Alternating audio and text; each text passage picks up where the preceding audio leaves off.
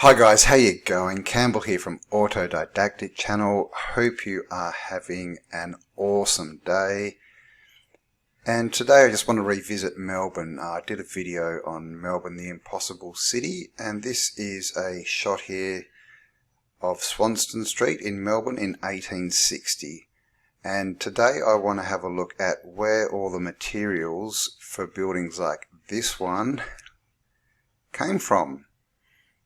Because this is 1860, Melbourne was founded in 1835, and they're telling us literally there was nothing there in 1835.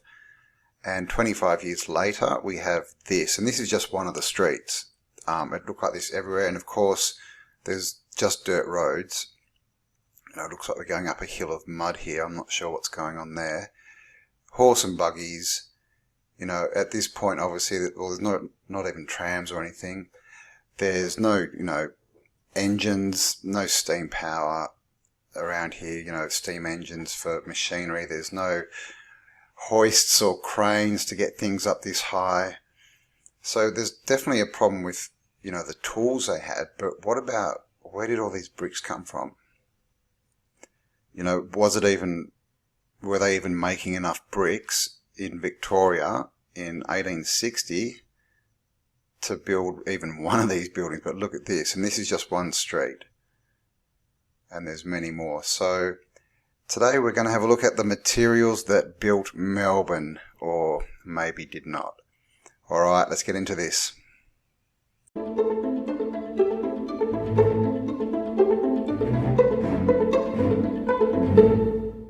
Okay, so to start with, let's have a look at bricks, and this is just a search for brickworks in Melbourne, 1880.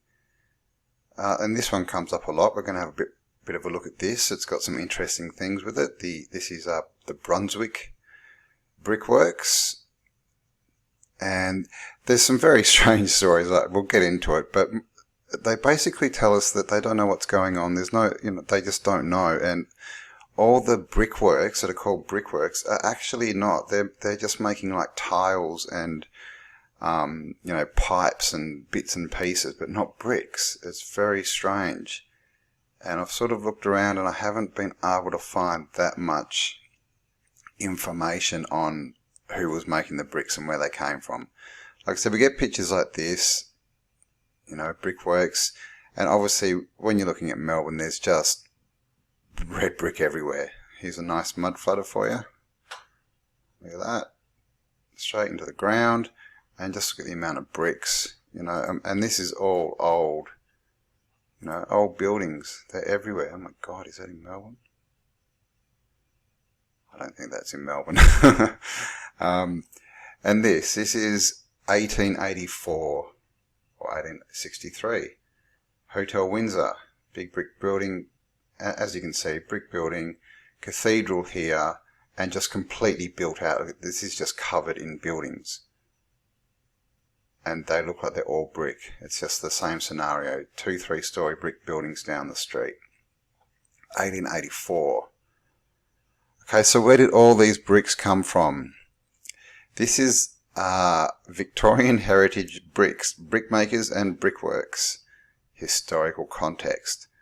So Victoria has developed exponentially since European settlement. Originally, timber huts housed a small but growing population. A legacy of the gold rush of the 1850s was an oversupply of underemployed miners. The extensive basalt plains in Victoria were a fertile ground for stonemasons who built magnificent cities that we see in Victoria today. These masons could not keep up with the demand, as working basalt is a slow process. Brickmakers then filled this gap, and brickworks popped up all over the colony as the population grew affluent and wanted a better standard of housing. So that's an interesting first paragraph, just because they say that the extensive basalt plains of Victoria, fertile ground for stonemasons who built the magnificent cities we see in Victoria today in the 1850s. Okay, but what we see is brick buildings. We don't see basalt buildings. There's a couple, but not many. They're definitely not whole cities full of them. But then it says they couldn't keep up with the demand, so brickmakers came in. So Who built the cities in Victoria? Brickmakers or the basalt stonemasons? This culture and industry heritage has largely been lost. The brick kilns are now gone, but the bricks remain. Indeed. They are everywhere. Australia is now, and has been for a long time, the world's largest per capita consumer of bricks. Nobody gives them a second thought. Many new arrivals in post-war Australia worked making bricks. So now we're in 1940s. Maybe one of your relatives was such a person. Almost nothing has been done in Victoria by the state government to record this history, except a half-hearted attempt in the early 1980s by the Victorian State Archaeological Survey. And they produced a PDF which basically says nothing about brick making. It's just ridiculous. I'll leave all these links so you can have a look at them, but this is what happens. Even half the bricks we use today smash like China teapots if you drop them from any height. Not like the old Victorian bricks. Oh no, they knew how to build houses in those days. Okay, so right there it says that the old world bricks are completely different to the ones that we have, post-war. So this is the first part of a three-part story of a business that continues today. The first was the Ballarat Pottery Works. The second was the Martin Stoneware Pipes. And finally, the third incarnation was Vit Clay. So this is talking about Ballarat Pottery Company. And it basically just had three different owners and three different names. But if you look down here, and this is talking about bricks, right? Brickworks, brickmakers, heritage bricks. There's nothing in here about bricks. At all. At all. This photography of Ballarat Pottery Works, and it comes down here. He had accepted an offer to work at the works in Brunswick, Victoria as a potter. So this is all about pottery. 1861, George Marks established his first Ballarat Pottery Works. Okay. And it says, with the help of 4 boys, they produced salt glazed drain pipes, chimney pots, and tiles. No bricks. Wheel-thrown jars, flower pots, saucers, water monkeys, bread pans, butter pots, ginger beer bottles, etc. But no bricks. The first building on the new site was a 2-story timber-framed construction, 47 feet long, and somehow it got rebuilt in brick. This wooden coal kiln was used to fire flower pots and chimney ornaments. No bricks. Okay, and you can go all the way through this, and there's not a mention of a brick. It's it's just ridiculous. The clay of the manufacturer for rougher kind of ware, such as pipes, chimney pots. There's no bricks. Small-sized drain pipes. There's nothing. It's just ridiculous. And the best part is when you get to the bottom. In 1922, the old works were destroyed by fire. I mean, this is just, it's like they have a template somewhere and they just change a few words. Because that says nothing about bricks. That's just ridiculous. And it tells you right here that they don't even know. Almost nothing has been done in Victoria by the state government to record this history. Alright, now this is heritage.victoria.gov. Early brickmaking in Victoria. The first Victorian bricks appear. They don't know. The first Victorian bricks appear to have been burnt on the south bank of the River Yarra near Prince's Bridge in Melbourne. From the 1850s, Victoria's brickmaking focus moved eastward, and Prahran briefly became the centre of the industry in Victoria. Brick production was fuelled by the growth of the city, with the industry drawing upon 2 large brick fields, one stretching from Brunswick through Northcote to Preston, and another extending from Taronga to Nunawading. By 1860, 50 brickyards existed in Melbourne, with many more in outlying areas, producing bricks in simple clamp burnt kilns and open updraft and downdraft kilns. The first company to industrialise the brickmaking process in Australia was the Patent Brick and Tile Company, established by Jenkin Collier.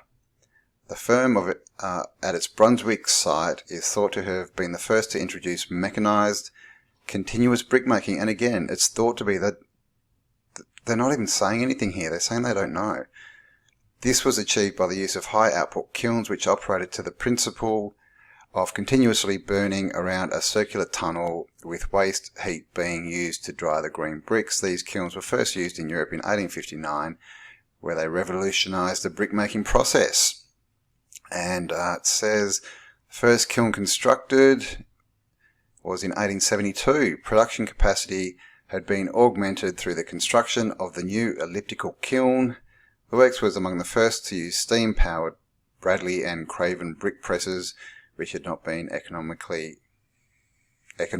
in earlier small-scale productions.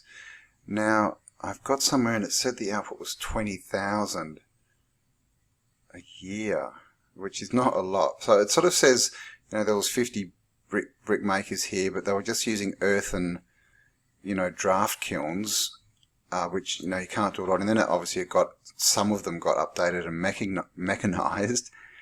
But it doesn't really say a lot, does it? It says here, through the late 19th and through the late 19th and early 20th centuries, kilns proliferated throughout Victoria and the nation at large, with the kilns constructed at Brunswick in 1870, Taronga in 1909, Ballarat 1890, Nunawading 1910, Preston 1913. So there's really only one here, which was 1870, but this picture that we saw before is 10 years before that. 1870, this picture is 1860. 1860, oh gosh, what have I done? Oh my gosh. Sorry, these are all from, the last video, but you can clearly see there's a 10-year, that was a built-out city with bricks in 1860, and they're saying first kilns were constructed in 1870. And this is Victorian government. Here's some shots of this is apparently the brickworks today. He was said to have been adept in manufacturing, blah, blah, blah. The clay mill. Let's see if we can have a look at that. No, it's not going to let us. But we get these funny little pictures. The first company appeared in the directories in 1885, so we're way out of the time, but 25 years after this. I'm just having a quick look if I can see the output. It must be on something else, but that's what we get. It's really just, they don't really know. They just tell us all this stuff. But they don't know where the bricks came from, and even the information they give us, it's too late. Like, it's 20 years after, or at least 10 years after this. We've got photos of the built-out cities that they say they started making bricks, on a sort of professional production scale. It's just mad. Books show that while in the 1880s brickworks were located on parts of Crown position, present brickworks in its position in 1891 in Box Hill. So these are dates that are way, way too late again. And we've got some old photos, but 1911, 1913, Standard Brick and Tile Company, 1920s. It's all after 1900. All of it. This is the Hoffman brickworks, and this is an interesting picture. I'll have a look at that in a sec. And this really doesn't say much again at all. It just says Hoffman Brickworks was established on a 12-acre paddock in Brunswick in 1870. Again, too late. Even in its infancy, Hoffman's turned out, here it is, 20,000 bricks a day. There we go, thanks to the mechanised brick press on site, Tooting Railway and Pt2 Hoffman kiln, in itself the size of a small fortification that perpetually baked bricks. So this is 1870, so we're getting 20,000 bricks a day. So what's that, 140,000 a week, which is 565. So we're talking about 6 million bricks a year. Now, 6 million bricks may sound like a lot, but when you're talking big, 4 or 5 story buildings with big thick walls and internal walls, then 6 million bricks, you might build 1 or 2 of those. But it's nowhere near enough to build a whole city. And this, again, is 10 years after the city. We've got photos of the city already being built out. as we see here, 1860, look at this building. Another big thick building, brick walls, 2, 3-story buildings all up and down the road. And this is what we get.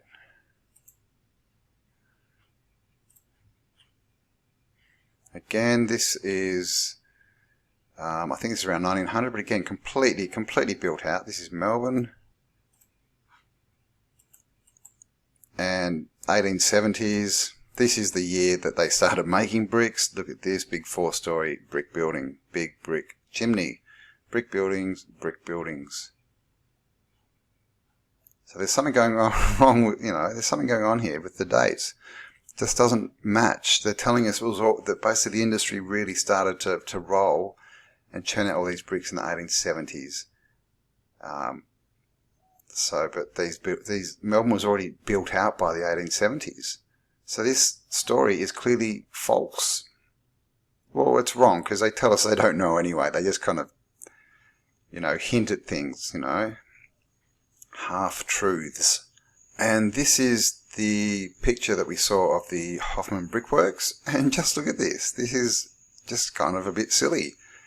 Massive big chimney here, brick building behind us, and these guys just standing around on a huge pile of bricks. But look at this building.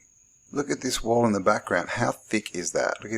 Seriously, that's like 10 bricks thick. And it's just been smashed in half. Looks like there's a doorway down here, an arch. What's going on there? And what are all these bricks? If you were making bricks, you wouldn't just throw them in piles and then have to restack them again. They'd be getting stacked as they came out. These bricks look like they came from whatever this building was. Look how thick that is. What is that? Seriously. And this is the Brunswick potteries, which is put up as a brick maker, but clearly you can see there's no bricks here. At least they've stacked their pipes. They're not just got a few lying around. Look at this ground even. It's just so uneven. Why would you have that as a... you think that you'd level it so it'd be easier to work in. But they've got this one sort of big brick kiln and everything's just wooden. This is what you would expect to see back in this time. Wooden buildings, not these massive brick things that we see. But this, is put up as one of the brick makers, and it's clearly just a pottery maker making pipes. So there you go. Just doesn't add up. Now this is the Hoffman brickworks. Today, as it looks today, big brick building, got 3 kilns under here, big chimney and everything. But what's this? There doesn't really say much about what these photos are. It's just got, description. It's the same old thing. Just goes through all these dates. Doesn't really give you the production, changes hands. All the dates are too late anyway. I'll leave the link so you can have a read, but it's just really just fluff. There's nothing there. But what's this? This is under the ground of this brickworks that they're saying was built in 1870. How does the ground raise that high in, 150 years? And is this... Maybe it looks like it's sideways, but maybe that's like the top of an old, those arched brick roofs you see. But this as well, this is the brickworks in the background. And look at this. There's a whole other building underneath it. So, and that other picture we saw, did they find these buildings? Look at this. Just, that's a ridiculous photo. Seriously. Look at that. Look at the thickness of this wall, and it's been smashed, bricks everywhere. These people just standing on top, all completely posing for this photo, obviously. So, is it a setup? But just weird. What was this original building? So did they find these brickworks is the question. Because look what's underneath. Is this part of the structure that, was that wall? Was this part of it too? Is this just a huge mud flutter of a brickworks? Because that's very strange. This is the Hoffman brickworks, Victoria. And again, I'll leave it. You can have a read through. It doesn't say really much at all about, how many bricks they were producing. It talks about, kilns and sort of how they upgraded things. But again, it started in 1870. So it's too late. It's too late, baby. It's too late. The brick recyclers. History of brickmaking in Melbourne. Okay, let's jump in at this one. Since the earliest days of the Victorian colony, Brunswick and the surrounding suburbs that now make up Moorland City were places of industry. Indeed, brick manufacturing in Brunswick began in the 1840s. And continued until 1993. From the very beginning, through the construction of marvellous Melbourne to the place we know today, the bricks and labour of Brunswick really did build this city.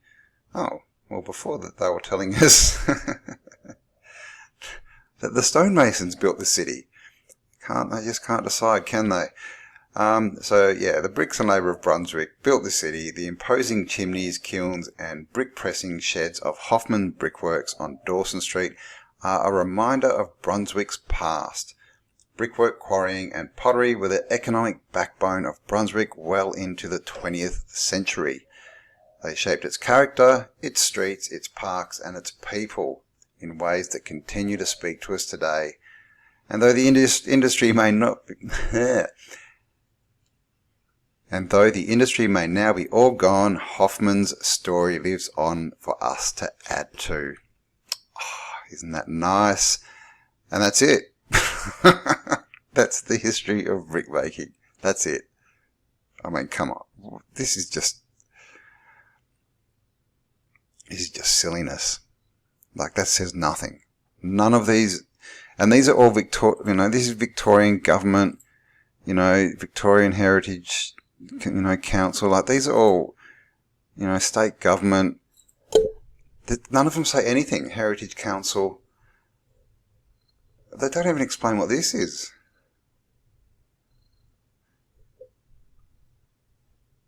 And I mean, they can't really, because they've put the story up that it's opened in 1870. But how does this get sunk? What's going on there? So yeah, very strange. This is brick making in Melbourne. So just wanted to show you that. I've looked into the glass making industry, and I may put something together, but seriously, I can't find anything. All I can find is people who are manufacturing bottles and, pots and things, but not actually plate glass.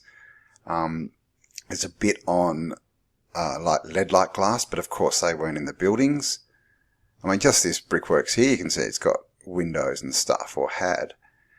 And then ironworks. There is a bit on ironworks, but again, it doesn't say a lot. And as far as they say they produced iron, but they don't really tell you, what they were producing, like what kind of materials, are they producing beams and that? Because when you look into it, most of it just looks to be the ornate sort of fencing, fireplace. It's just little bits and pieces, not construction iron. But like that, we'll need a bit more. I can do a bit more research on that. But we're hitting the 25-minute mark, so I might let this one finish up here. And yeah, just to look into the brickworks in Melbourne. It's, just silliness. Everything started in 1870, yet we have, these pictures, these silly pictures of the brickworks that, and then we have the pictures of the cities completely built out. And this one we saw in the last video, this is 1901, Collins Street, Melbourne. So this is 30 years after the brick industry started. And look at this. This is a ridiculous photo. Most of this is all gone now, but look at the amount of bricks and work and just everything, glass, iron, mortar, cement, everything. And then the artisans, the craftsmen, the labourers, the builders, the plan, there's no plans for any of these, but this is completely built out in old world buildings. 30 years after the brick manufacturer started, and of course we have the photos from the 1860s, big brick buildings, and apparently no brick industry in Victoria. So another story that makes absolutely no sense at all, guys. So I hope you liked that one, just to look at where they actually got these bricks from, and clearly they can't tell us. There's no story that makes sense, and they clearly just say they don't know. So thanks for spending some time with me. Hope you enjoyed that one. The links are below if you want to follow me on social media, and there's also some autodidactic merch down there if you want to get out there and tell the world that his story is not our story and it's time to be self-educated. Alright, thank you for joining me, and I shall catch you on the next upload. Bye for now.